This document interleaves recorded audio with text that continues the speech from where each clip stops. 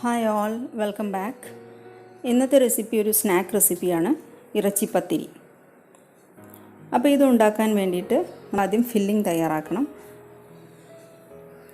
Filling തയ്യാറാക്കാനായിട്ട് ഞാനിവിടെ ഒരു പാനിലേക്ക് 2 ടേബിൾ സ്പൂൺ വെളിച്ചെണ്ണ ഒഴിച്ചിട്ടുണ്ട്. അതിലേക്ക് ഒരു 3 മീഡിയം സൈസ് സവാള കൊത്തിയരിഞ്ഞത് ചേർത്ത് കൊടുക്കുകയാണ്.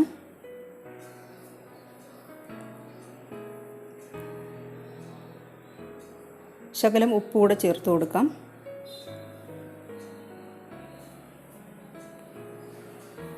എന്നിട്ട് നന്നായി ഒന്ന് വഴറ്റി കൊടുക്കാം. സവാള നന്നായി വഴന്നു വരുമ്പോൾ ഇതിലേക്ക് 1 ടീസ്പൂൺ ഇഞ്ചി വെളുത്തുള്ളി പേസ്റ്റും 1 ടീസ്പൂൺ ചില്ലി പേസ്റ്റും ചേർത്ത് കൊടുക്കാം.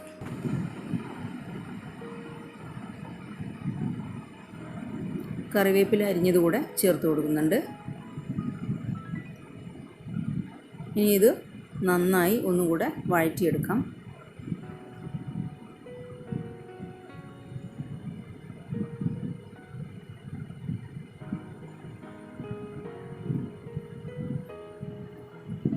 ഇനി ഇതിലേക്ക് വേണ്ട മസാല പൊടികളൊക്കെ ചേർത്ത് കൊടുക്കാം. 1/2 ടീസ്പൂൺ പെരിഞ്ജീരകപ്പൊടി, 1 ടീസ്പൂൺ മല്ലിപ്പൊടി, 1/4 ടീസ്പൂൺ കുരുമുളക് പൊടി, ഇത്രയും ചേർത്ത് കൊടുത്തിട്ടുണ്ട്. ഇനി നന്നായി ഒന്നുകൂടെ വഴറ്റി കൊടുക്കാം. ഇത് ഞാൻ വേവിച്ച് വെച്ച ബീഫാണ്. മല്ലിയും ഉപ്പ് കുരുമുളക് പൊടിയൊക്കെ ഇട്ടിട്ട് വേവിച്ച് വെച്ച ബീഫാണിത്.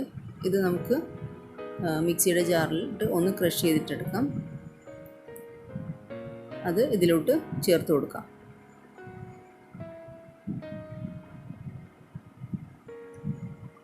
ഇനി ഇത് നന്നായിട്ടൊന്ന് കമ്പൈൻ ചെയ്തെടുക്കണം.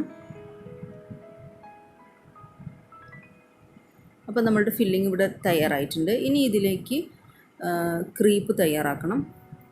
അതിന് വേണ്ടിയിട്ട് ഞാൻ ചപ്പാത്തിയുടെ പൊടിയാണ് എടുത്തിട്ടിരിക്കുന്നത്, ഗോതമ്പ് പൊടി. അത് ഉപ്പും വെള്ളവും ചേർത്ത് നമുക്ക് ചപ്പാത്തി കുഴച്ചെടുക്കുന്ന രീതിയിൽ കുഴച്ചെടുക്കാം. ചപ്പാത്തിക്ക് മാവ് കുഴക്കുന്ന സമയത്ത് എപ്പോഴും കുറേശ്ശെ വെള്ളം ചേർത്ത് കൊടുത്ത് കുഴച്ചെടുക്കാൻ ശ്രമിക്കുക. വെള്ളം കൂടിപ്പോയാൽ നമുക്ക് പരത്തിയെടുക്കാനൊക്കെ വലിയ ബുദ്ധിമുട്ടായിരിക്കും. അപ്പോൾ ആ ഒരു റൈറ്റ് കൺസിസ്റ്റൻസിയിൽ മാവ് കിട്ടാൻ വേണ്ടിയിട്ടാണ്. ഇനി ഇത് ഇതുപോലെ ബോൾസ് ആക്കിയിട്ട് ഡിവൈഡ് ചെയ്ത് വെക്കാം. അത്യാവശ്യം നമ്മൾ വലിയ ചപ്പാത്തിക്ക് എടുക്കുന്ന അത്രയും പോർഷൻ ഞാനിവിടെ എടുത്തിട്ടുണ്ട്. ഇനി ഇത് ഓരോന്നായിട്ട് പരത്തിയെടുക്കാം. ഒരു ചപ്പാത്തി ഞാനിവിടെ നല്ല വലുപ്പത്തിൽ പരത്തിയെടുത്തിട്ടുണ്ട്. ഇത് പുട്ടുമേക്കറിൻ്റെ ലിഡാണ്. ഇത് വെച്ചിട്ട് നമുക്ക് ഇതൊന്ന് കട്ട് ചെയ്തിട്ടെടുക്കാം. നിങ്ങളുടെ അടുത്ത് കുക്കി കട്ടർ ഉണ്ടെങ്കിൽ അത് വെച്ചിട്ട് കട്ട് ചെയ്താൽ മതി. എൻ്റെ അടുത്ത് കുക്കി കട്ടർ ഈ സൈസിലുള്ളത് ഇല്ലാത്തത് കാരണമാണ് ഞാൻ ഈ ലിഡ് യൂസ് ചെയ്യുന്നത്. അപ്പോൾ നമുക്ക് ഐഡൻറ്റിക്കൽ സൈസിലുള്ള പത്തിരി 4 പത്തിരി ഇവിടെ കിട്ടിയിട്ടുണ്ട്. ഇനി ഇതിലേക്ക് ഫില്ലിങ് വെച്ച് കൊടുക്കാം.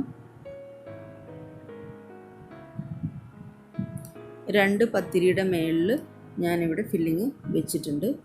ഇനി അടുത്ത 2 പത്തിരി ഇതിൻ്റെ മുകളിൽ വെച്ച് ഒട്ടിച്ചു കൊടുക്കാം.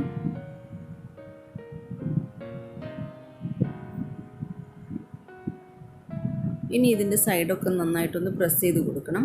അപ്പോൾ ഞാൻ ഈ രീതിയിൽ പിരിച്ചു വെച്ചിട്ടാണ് പ്രസ് ചെയ്ത് കൊടുക്കുന്നത്. അപ്പോൾ ഇതേ ഡിസൈനിൽ നിങ്ങൾക്ക് ചെയ്യാൻ ബുദ്ധിമുട്ടുണ്ടെങ്കിൽ ഒരു ഫോർക്ക് വെച്ചിട്ട് പ്രസ് ചെയ്ത് കൊടുത്താലും മതി.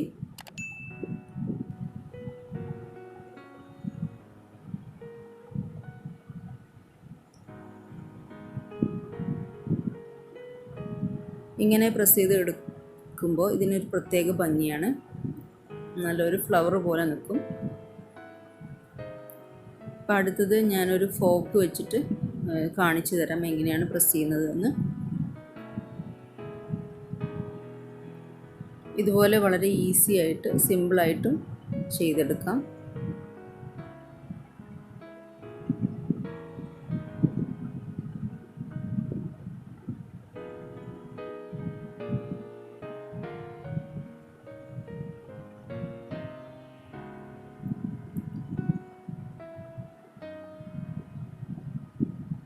അപ്പോൾ ഞാൻ ഇതുപോലെ കംപ്ലീറ്റും ചെയ്തെടുത്തിട്ടുണ്ട്.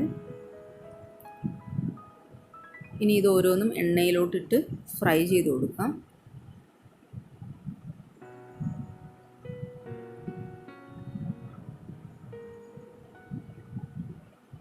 ഒരു സൈഡ് നന്നായി ഗോൾഡൻ ബ്രൗൺ കളറായി കഴിഞ്ഞാൽ നമുക്ക് തിരിച്ചിട്ട് കൊടുക്കാം.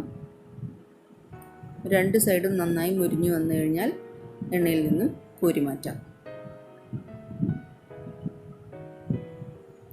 അപ്പോൾ നമ്മളുടെ ടേസ്റ്റി ആയിട്ടുള്ള ഇറച്ചിപ്പത്തിരി ഇവിടെ റെഡി ആയിട്ടുണ്ട്. ഇഫ്താർ സ്നാക്കായിട്ട് ഉപയോഗിക്കാനൊക്കെ പറ്റുന്നതാണിത്. അപ്പോൾ ഈ റെസിപ്പി നിങ്ങൾക്ക് ഇഷ്ടമായെങ്കിൽ ഒരു ലൈക്ക് കൊടുക്കുക. അതുപോലെ നിങ്ങളുടെ ഫ്രണ്ട്സിനൊക്കെ ഒന്ന് ഷെയർ ചെയ്ത് കൊടുക്കുക. നിങ്ങളുടെ സപ്പോർട്ട് അത് വളരെ വലുതാണ്. ആ സപ്പോർട്ട് ഉണ്ടെങ്കിൽ മാത്രമേ നമുക്ക് മുന്നോട്ട് കൊണ്ടുപോകാൻ കഴിയുള്ളൂ. അപ്പോൾ എല്ലാവരും ഈ ചാനലൊന്ന് സപ്പോർട്ട് ചെയ്യണം. ഇനി ആരെങ്കിലും സബ്സ്ക്രൈബ് ചെയ്യാനുണ്ടെങ്കിൽ ഒന്ന് സബ്സ്ക്രൈബ് ചെയ്തേക്കുക. നിങ്ങളുടെ അഭിപ്രായങ്ങളും സജഷൻസൊക്കെ നിങ്ങൾക്ക് ഫ്രീ ആയിട്ട് കമൻറ്റ് ബോക്സിൽ ആഡ് ചെയ്യാവുന്നതാണ്. അപ്പം മറ്റൊരു വീഡിയോയുമായിട്ട് നമുക്ക് വീണ്ടും കാണാം. Till then take care. By.